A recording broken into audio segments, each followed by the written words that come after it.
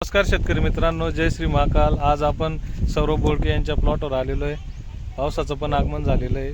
आता 17 दिवसापासून त्यांनी कसं नियोजन केलं आहे आपल्या काकडीमध्ये 2 व्हरायट्या त्यांनी चूज केलेल्या आहे। त्याच्यापैकी एक आता आम्ही याच्यात आहे ती सागरमध्ये आणि दुसरी जी सिंड्रेला आहे। तर आपण बघू शकतो का प्लॉटचं कसं नियोजन आहे पावसामध्ये। आपण बघताय का पावसाचं सतत धार असल्यामुळं प्लॉट पण बघणार आहे आपण।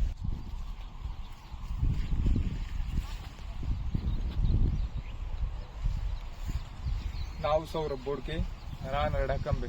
आपण 2 एकर मध्ये प्लॉट केलाय। मॅनेजमेंट अशी 1 एकर सिंड्रेला आहे आणि दुसरीकडे 1 एकर सागर आहे।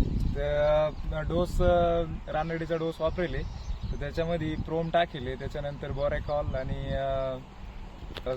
40च्या 2 बॅगा आणि एक नायट्रोजनसाठी आपण 20-20-13 आणि सुपर फॉस्फेट टाकेले, एमओपी टाकेले आणि 40 किलो सॅटरेट टाकेले आपण।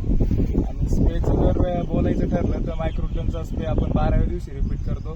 पहिला स्प्रे किसाइडजी आणि मिथमॉल व्हीचा घेतो, मॅग्नेशियम त्याच्यामध्ये ऍड करतो आणि त्याच्यानंतर परत 12व्या दिवशी आपण 052-34 बरोबर ससुरी घेतो, ज्याने सेटिंग पण होते।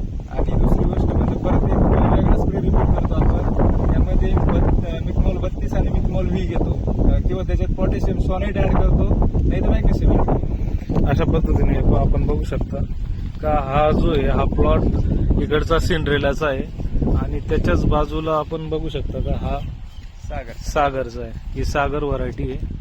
हा 1 एकर आहे या हिशोबाने आणि इकडं हा पण 1 एकर आहे। इकडं आता बांधणी चालू आहे आणि अशा पद्धतीने त्यांच्या कडीची अवस्था चालू आहे।